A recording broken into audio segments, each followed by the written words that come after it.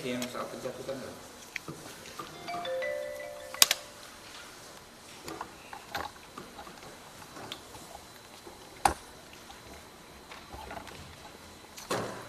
Kita mulai.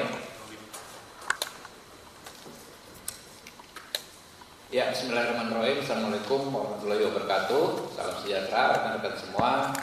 Hari ini sebagai wujud transparansi kami khusus menggelar konferensi pers ya jelang rapat paripurna yang tadinya ada agenda pengesahan KUHP.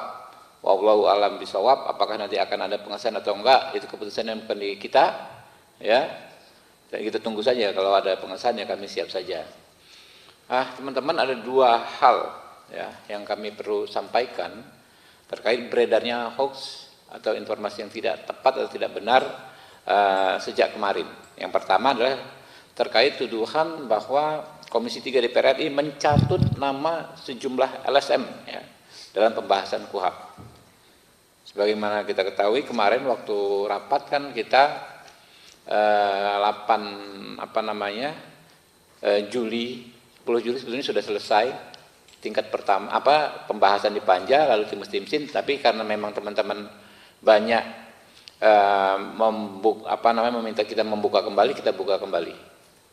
Masukan dari masyarakat kan, dari Juli, Agustus, September, Oktober, November, awal November terus sampai hampir 100 kelompok masyarakat hadir ya, termasuk beberapa LSM, sekelompok LSM yang menamakan dirinya Koalisi Masyarakat Sipil dan lain sebagainya.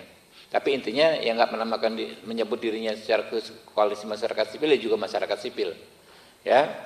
Lalu berdasarkan masukan-masukan tersebut, tim sekretariat membuat klasterisasi untuk disajikan dalam rapat Panja yang kembali dibuka setelah Timsin. Nah, rapat klasterisasi itu dibuatlah tabel, ya, disebutkan misalnya usulan soal penghapusan larangan peliputan, usulannya dari mana? Dari Aliansi Jurnalis Independen. Responnya seperti apa? Lalu usulan soal hak-hak disabilitas, ya, orang-orang disabilitas, mulai dari prasarananya, lalu bahwa kesaksian disabilitas ya yang memiliki karakteristik khusus ya. Itu masukan dari beberapa LSM ya, termasuk dari Mbak Yeni Rosa Damayanti. Kita bikin tabel yang di kiri, pengusulnya di kiri, di tabel kiri, di kolom yang paling kiri, lalu substansinya apa, lalu rumusannya. Memang pada akhirnya tidak semua redaksi ya yang diusulkan itu diakomodir 100% ya. 100%. Terakhir misalnya usulan dari Maidina, apa nama lengkapnya ini? Ada teman dari ICJR ya. Maidina Rahmawati. Saya mengenal beliau ya, aktif di ICJR. Sampai akhir-akhir pengesahan beliau meminta memberikan aspirasi soal perluasan objek pra peradilan. Termasuk diantaranya soal penelantaran laporan atau undue delay, lalu soal penangguhan penahanan. Ya, dari beberapa poin, dua itu kita akomodir, kita masukkan di pasal-pasal terkait objek pra peradilan. Begitu juga masukan dari Universitas Indonesia yang disampaikan oleh sahabat saya, rekan Taufik Basari. Ya, beliau mengajar di Universitas Indonesia, kirim surat yang ada pakai kop UI, diantaranya soal larangan terjadi penyiksaan dan intimidasi dalam dalam pemeriksaan. Itu kita masukkan. Ya, tapi prinsipnya ya 100% lah ya, mungkin 99,9% KUHP baru ini merupakan masukan dari masyarakat sipil. Ya. Terutama dalam penguatan peran advokat dan hak tersangka sebagai mekanisme untuk mengontrol agar aparat penegak hukum tidak melakukan kesewenang-wenangan. Ya. Jadi itu yang soal soal pencatutan. Ya. Nah kemudian ada ini beredar nih, ya, semacam poster di media sosial yang isinya tidak benar. Ya.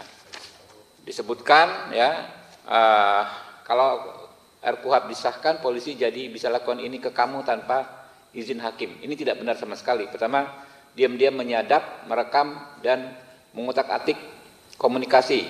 Ya. Kedua, membekukan sepihak tabungan dan semua jejak online. Tiga, mengambil HP, laptop dan data ya tanpa izin hakim ya. Keempat, menangkap, melarang meninggalkan tempat, menggeledah, bahkan melakukan penahanan tanpa konfirmasi tindak pidana. Ini hoax, benar hoax ya. Yang benar adalah ini kami bikin klarifikasinya, kami sebarkan juga ke teman-teman nanti ya, yang versi WA-nya ya. Bahwa yang pertama ya, menurut pasal 135 ayat 2 KUHP baru ya, soal penyadapan akan diatur secara khusus di undang-undang yang mengatur penyadapan yang baru akan dibahas setelah pengesahan KUHP baru. Jadi belum ada penyadapan itu, memang ada hak upaya paksa penyadapan, tapi pelaksanaan dan pengaturannya akan diatur dengan undang-undang tersendiri soal penyadapan yang akan dibahas kalau KUHP-nya disahkan. Nah, tapi secara umum ya, saya komunikasi lintas fraksi di Komisi 3, ada Pak Nabil ya, fraksi Nasdem, Pak Bimantoro fraksi Partai Gerindra ya. Semua fraksi menyadari bahwa penyadapan itu harus diatur secara hati-hati dan harus dilakukan dengan izin pengadilan. Jadi undang-undangnya belum ada, tapi sikap politiknya sudah ada ya soal penyadapan. Lalu menurut pasal 139 ayat 2 KUHP, semua bentuk pemblokiran ya kan, kayak tadi ini kan pemblokiran rekening ya, pemblokiran data online, medsos dan lain sebagainya ya, dilakukan ya dengan mendapatkan izin hakim 139 ayat 2. Lalu menurut pasal 44 KUHP baru, semua bentuk penyitaan, nah ini yang soal handphone, laptop disita itu ya tanpa izin hakim, menurut pasal 44 KUHP baru, semua bentuk penyitaan harus dilakukan dengan izin Ketua Pengadilan Negeri. Nah, soal penangkapan, tadi katanya bisa ditangkap tanpa konfirmasi tindak pidana. Ini mengacu kepada bahwa penyelidik atas perintah penyidik bisa melakukan penangkapan. Sebetulnya pengaturannya begini, ya. Pertama, penangkapan itu harus dilakukan setelah adanya penetapan tersangka. Penetapan tersangka itu tentu mensyaratkan dua alat bukti, ya. Lalu penahanan itu ya syaratnya ini jauh lebih berat ya, jauh lebih objektif dibandingkan dengan apa yang diatur di KUHP Orde Baru ya. Di KUHP baru penahanan bisa dilakukan pertama apabila tersangka mengabaikan panggilan 2 kali berturut-turut. Ini kan sangat objektif. Panggil sekali nggak datang, 2 kali nggak datang, jelas faktanya. Yang kedua, apabila tersangka memberikan informasi tidak sesuai fakta, ini kan gampang di cross checknya, gitu loh. Ketiga, apabila tersangka menghambat proses pemeriksaan, ya. Keempat, kalau menghambat proses pemeriksaan ini kan jelas sebuah tindak pidana, namanya obstruction of justice, ya. Keempat, apabila tersangka berupaya melarikan diri, melakukan ulang tindak pidana, ya. Menghilangkan alat bukti dan terancam keselamatannya, atau yang terakhir tersangka mempengaruhi saksi untuk berbohong. Ini juga kan termasuk dalam obstruction of justice yang memang merupakan tindak pidana. Jadi ya, kalau di KUHP Orde Baru orang tuh bisa ditahan hanya dengan 3 kekhawatiran. 1, khawatir melarikan diri, khawatir menghilangkan alat bukti, khawatir mengulangi tindak pidana, yang pemenuhannya unsur yang subjektivitasnya hanya ada pada penyidik. Nah, kalau yang di KUHP baru ini sangat objektif, sangat bisa dinilai, gitu loh. Jadi teman-teman ya, kami sih terus berdoa sampai sekarang ya, rekan-rekan Komisi 3 kita di grup, Bismillah kita doakan hari ini bisa disahkan ya. Semoga nanti benar-benar bisa disahkan KUHP baru, menggantikan KUHP Orde Baru ya. Jadi aneh kalau ini bilang ya, ada poster lain berarti kamu bisa jadi korban KUHP baru. Lah, mereka nggak ngomong. Sekarang ini banyak sekali orang menjadi korban KUHP Orde Baru. Lihat misalnya rombongannya kelompoknya Roy Suryo dan segala macam. Itu kan korban KUHP Orde Baru. Kenapa? Ya. Kalau menurut standar KUHP baru, Roy Suryo CS ini penanganan kasusnya bisa dengan restoratif justice, tapi di KUHP Orde Baru itu nggak diatur. Gitu loh. Kalau menurut KUHP baru ya terhadap Roy Suryo dan kawan-kawan itu sangat sulit untuk dikenakan penahanan. Karena syaratnya sangat objektif. Hampir nggak mungkin ditahan, orang-orangnya jelas semua, nggak lari dan lain sebagainya.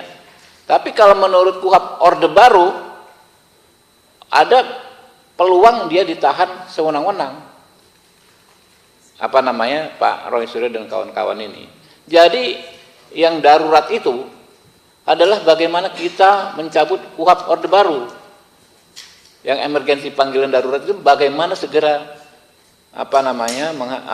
menghentikan KUHP Orde Baru. Sudah terlalu banyak korban KUHP Orde Baru ini, ya. Mulai dulu kemarin Pak Egy Sujana dan lain sebagainya, itu kan korban KUHP Orde Baru. Ya, kita terus ikhtiar ya teman-teman, agar memang nanti bisa segera disahkan. Mungkin ada 3 pertanyaan aja ya. Bentar lagi 10 menit lagi kita mulai misalnya. Ya.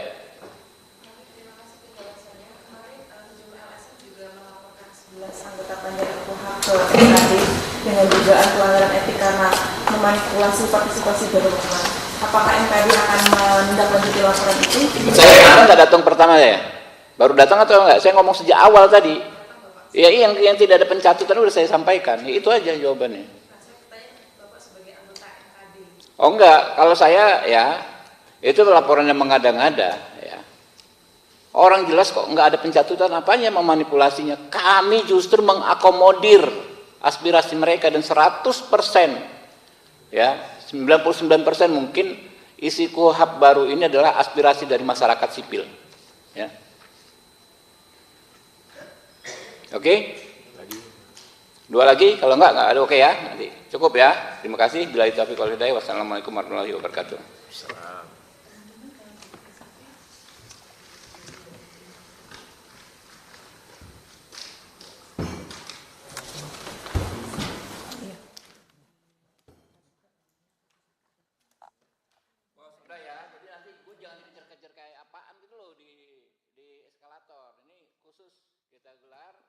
Doorstop supaya kalau teman-teman nanya kita bisa menjawabnya secara jelas, tertib gitu loh. Ntar kejadian kayak Pak Adis ditanya bertubi-tubi, akhirnya jawabnya salah gitu kan. Oke ya, cukup ya. Yuk.